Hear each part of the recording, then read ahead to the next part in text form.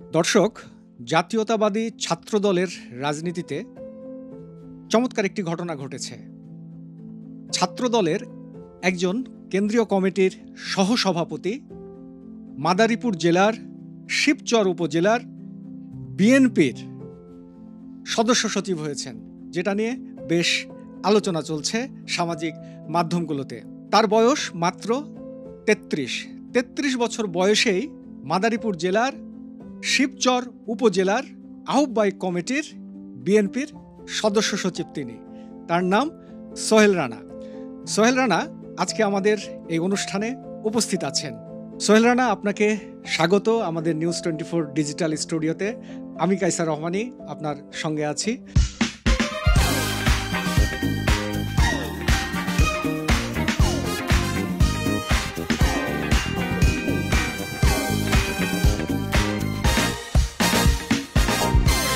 আপনি কেমন আছেন? আলহামদুলিল্লাহ। এবং আপনার মাধ্যমে আমি আমাদের যে শ্রোতা এবং নিউজ 24-এর আমাদের যারা কলাকুশলী আছেন আপনাদের সবাইকে অভিনন্দন জানাচ্ছি। আচ্ছা, এখন আপনি ছাত্রদলের কেন্দ্রীয় কমিটির সহসভাপতি ছিলেন, তারপরে এখন ছাত্রদল থেকে একদম সরাসরি বাংলাদেশ জাতীয়তাবাদী দল বিএনপির মাদারীপুর জেলার শিবচর উপজেলার সদস্য সচিব হয়ে গেলেন। এই যাত্রাটা কেমন লাগছে আপনার? আপনি যদি বলেন, অনেকটা এটাকে আমি আমার দলের ভারপ্রাপ্ত চেয়ারম্যান জনাব তারেক রহমানের সাহেবের একটা ডাইনামিক সিদ্ধান্তই বলবো। অনেকটা হুট করেই তারেক রহমান সাহেবের যে আগামীর রাজনীতিতে তরুণদের নিয়ে যে ভাবনা, দেশনায়ক জনাব তারেক রহমান সাহেব সহ বাংলাদেশে এখন তারুণ্যের রাজনীতির একটি ঢেউ চলছে সব জায়গাতে। অপর রাজনৈতিক দলগুলি যেখানে তারুণ্যের কথা বলছে, তারেক রহমান আমার কাছে মনে হয়েছে আমার দলের ভারপ্রাপ্ত চেয়ারম্যান মহোদয় সেখানে তিনি করে দেখিয়েছেন যে একজন ছাত্রনেতা থেকে তিনি আমার মতন একজন ক্ষুদ্র মানুষকে বাংলাদেশ জাতীয়তাবাদী দল একটি উপজেলা পর্যায়ের সম্মানজনক একটা জায়গায় নেতৃত্ব দেওয়ার যে সুযোগ করে দিয়েছেন, এটা আমি তারেক রহমানের দূরদর্শী নেতৃত্বের কথাই বলবো। যে উনি আসলে তরুণদের নিয়ে ভাবেন, তরুণদের কাজ করতে দেওয়ার সুযোগ করে দেওয়ার প্রায়োগিক চেষ্টা শুধু মুখে না, কাজের ক্ষেত্রেও তিনি যে এটা প্রমাণ করার চেষ্টা করেন বা কাজের ক্ষেত্রে করার চেষ্টা করেন, আমি এটার একটা ধারাবাহিক প্রক্রিয়াই বলবো যে আমার মতো একজন তরুণকে উপজেলা পর্যায়ে বিএনপির মতো বড় সংগঠনের নেতৃত্বে তিনি আসীন করিয়েছেন। আচ্ছা, সাধারণত এইরকম ঘটনা আমরা খুব কমই দেখি। আপনার কি মনে হয় যে এমন ছাত্রদল থেকে বাংলাদেশ জাতীয়তাবাদী দল বিএনপিতে কমিটিতে নেওয়া হলো আপনাকে, আপনার কোন গুণের কারণে বা কি কারণে আপনি মনে করছেন? আপনার এই প্রশ্নটাকে আমি কখন আমার এককভাবে উত্তর দিতে চাই না। বিশেষ করে আমরা যারা গত 17 বছর সরকার ফেসিবাদ বিরোধী আন্দোলনে বাংলাদেশ জাতীয়তাবাদী ছাত্র দলের সাথে আমরা যারা যুক্ত ছিলাম, এইখানে এইরকম প্রত্যেকটা উপজেলায় না, জেলা উপজেলা কেন্দ্রীয়ভাবে পদায়ন করার অনেকেই রয়েছেন যাদের দীর্ঘদিন ফেসিবাদ বিরোধী আন্দোলনে রাজপথে অবদান রয়েছে, মামলা হামলা নির্যাতনের কারাবরণের অভিজ্ঞতা রয়েছে।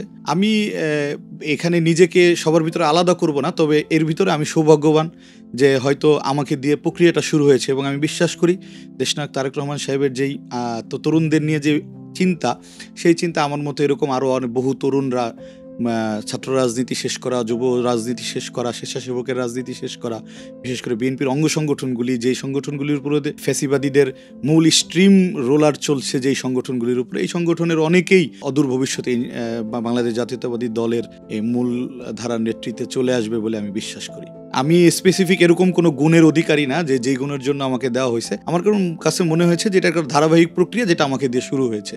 অন্য সবার মতো আমি আমার সহযোদ্ধাদের মতোই কারাবরণের আমার অভিজ্ঞতা রয়েছে। কারাবরণের আমি কারাগারে গিয়েছি, আমি কারাগার থেকে ফিরে আবার রাজপথে কাজ করেছি। আমরা যাব। এখন আপনার কাছে জানতে চাই যে চ্যালেঞ্জটা কি ফিল করছেন? না, আমি আসলে ছিলেন, এখন বিএনপিতে গেলেন, একটা চ্যালেঞ্জ, একটা বড় পরিসরে এখন আপনাকে কাজ করতে হচ্ছে বা হবে, তো সেখানে কি চ্যালেঞ্জ আপনি আছে বলে মনে করেন? না, আমি কোনো চ্যালেঞ্জ দেখছি না। আমি এটাকে একটা ধারাবাহিক পদোন্নতি বলবো। এটাকে কোনো আমি এখানে গিয়ে বিশেষ কোনো চ্যালেঞ্জের সম্মুখীন হচ্ছি বা পরিবেশটা আমার জন্য প্রতিকূল, সেটাকে আমার অনুকূলে আনতে হচ্ছে, আমার কাছে এরকম মনে হয়নি। আমার কাছে মনে হয়েছে যে একটি ধাপ শেষ করে আমি আরেকটি ধাপে পদার্পণ করেছি, যেটা একটা ধারাবাহিক প্রক্রিয়া।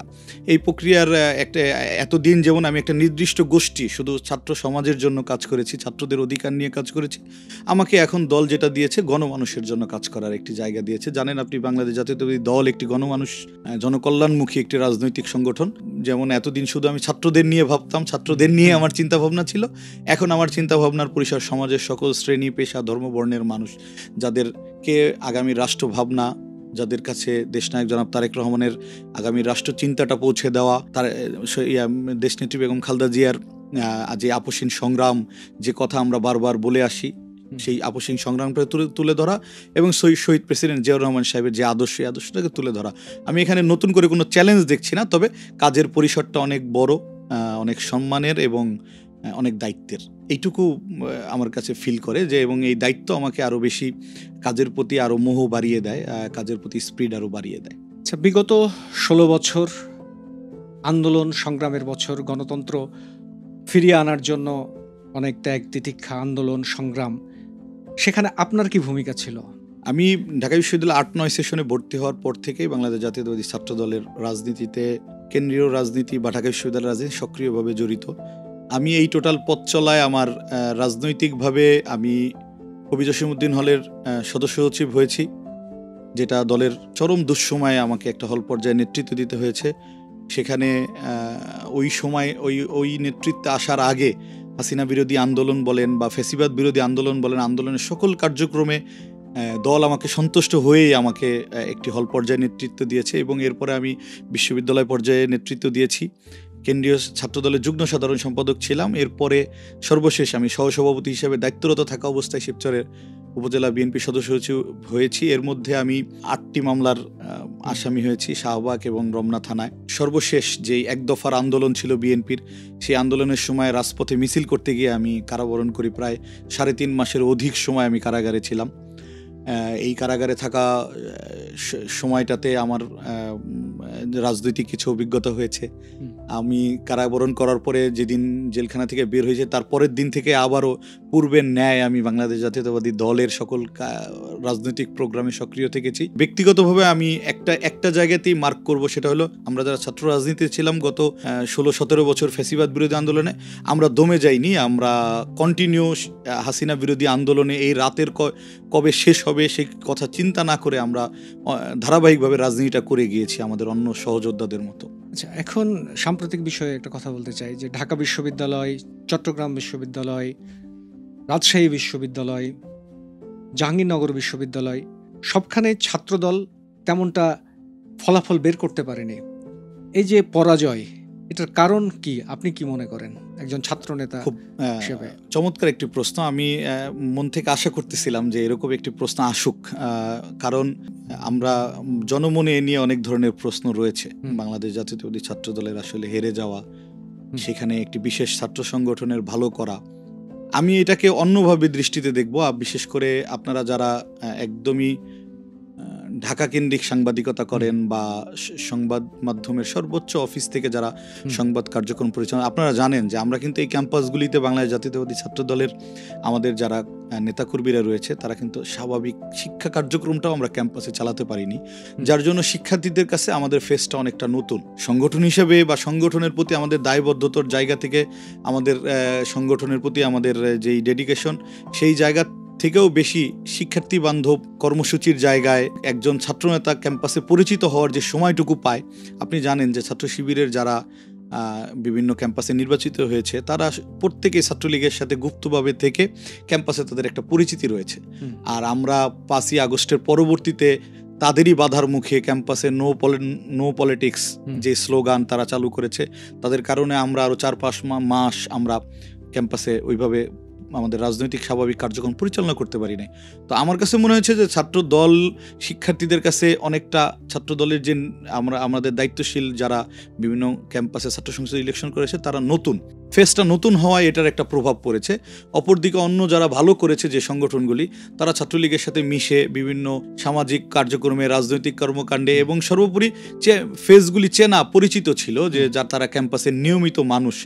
যেটা আমরা আসলে কেন নিয়মিত ছিলাম না, সেই প্রশ্ন থেকেও বড় প্রশ্ন বা বড় আস্থার জায়গাটা তারা পেয়েছে যে এদেরকে আমরা চিনি। আমাদের ছাত্র রাজনীতি করা আমাদের ভাইদেরকে তারা চিনতে অনেকটা আমরা সময় লেগেছে। আমি মনে করি যে রেজাল্ট হয়েছে সামনে, এর থেকে পরবর্তী ইলেকশনগুলিতে ডাকসু চাকসুতে ছাত্রদল, আমি বিশ্বাস করি এর থেকে আর অনেক ভালো রেজাল্ট করবে বলে আমি বিশ্বাস করি। আচ্ছা, এই যে দীর্ঘ আন্দোলন সংগ্রাম, এই আন্দোলন সংগ্রাম করতে গিয়ে এমন কোনো একটা ঘটনা আমাদেরকে বলেন যে যেটা আপনার মনে দাগ কেটেছে, বা যেটা আপনাকে খুব ভাবায়, বা যেটা আপনাকে খুব কাঁদায়। এরকম কি কোনো ঘটনা ঘটেছে? ঘটে থাকলে। আসলে আমাদের পুরো সময়টাতেই রাজনীতির একদমই 8-9 সেশনে ঢাকা বিশ্ববিদ্যালয়ে ভর্তি হয়েছি, মানেই হলো একদম হাসিনা সরকারের শুরু, আর আমাদের এই মানে হাসিনা বিরোধী আন্দোলনে আমাদেরও যাত্রাটা শুরু। অনেক মিছিল, আমাদের প্রোগ্রামের অনেক ইতিবাচক নেতিবাচক আশা জাগানীয় অনেক ঘটনা আছে। তার মধ্যে সবচাইতে বেশি যেটা ভাবায়, দেশনেত্রী বেগম খালেদা জিয়া, আপনি জানেন যে দিন গ্রেপ্তার হয়, সকাল থেকেই একটা মানে আমাদের মনে, আগের দিন রাতে আমরা কেউ ঘুমাতে পারিনি, আমরা খুব উৎকণ্ঠার মধ্যে ছিলাম। আগামীকালকে ম্যাডামের রায়, সেখানে কি হতে পারে। তো সারা রাত জেগে সকালবেলা সবাইকে অর্গানাইজ করে আমরা যখন 7 রাস্তারও আরেকটু আগে, খুব সম্ভবত যেটা ওই ফ্লাইওভারটা, আমি খুব সম্ভবত ফ্লাইওভারের পর একটু সামনে গিয়ে সাউদার্ন পাম্পের ওই গলি থেকে আমি ম্যাডামের বহরের সাথে বাইক নিয়ে যুক্ত হই। তো ম্যাডামকে নিয়ে যাচ্ছি, এরকম ম্যাডামের বহরে, খালেদা জিয়ার বহরে আমরা অনেক থেকেছি, কিন্তু ওই দিনের যাত্রাটা আমার কাছে এত ভারী মনে হচ্ছিল, কোনোভাবে মনে হচ্ছিল রাস্তা শেষ হচ্ছে না। একটা উৎকণ্ঠা সবার মধ্যে, সবার চেহারা একটা ছাপ, আসলে বেগম জিয়ার প্রতি একটা অন্যায় হতে যাচ্ছে, কিন্তু সেই জায়গাটাতে আমরা আসলে আমরা কি করতে পারবো, কি করছি, এরকম একটা উৎকণ্ঠা ছিল আমাদের।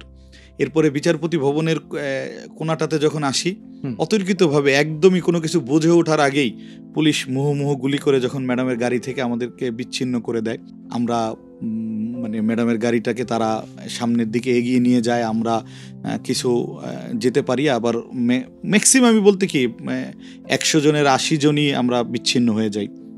তো ম্যাডামের গাড়িটা যখন আমাদের সামনে থেকে চলে যায়, এরপরে ওইখানে গিয়ে একটা মিথ্যা রায়ে ম্যাডামের মায়ের মতন নেত্রীকে কারাগারে নিয়ে যায়। আমার কাছে মনে হয়েছে যে আমি চাই না যে রাজনৈতিক জীবনে একজন রাজনৈতিক কর্মীর কোনো দিন এই ধরনের দৃশ্য আর কারো সামনে আসুক, কেউ এটা দেখুক। আমার শেষ প্রশ্ন, ভবিষ্যতে নিজেকে কোথায় দাঁড় করাতে চান? রাজনীতিতে আসাই আসলে মানুষের সেবা করার বা মানুষের পাশে থাকার জন্যই। রাজনীতি একমাত্র মাধ্যম, যে মাধ্যমে আসলে মানুষের কল্যাণের জন্য কাজ করা যায়। চাইলে অনেক বড় পরিসরে, আরও অনেক মাধ্যম রয়েছে, তবে খুব বড় পরিসরে মানুষের সেবা করার অন্যতম একটি মাধ্যম হলো রাজনীতি।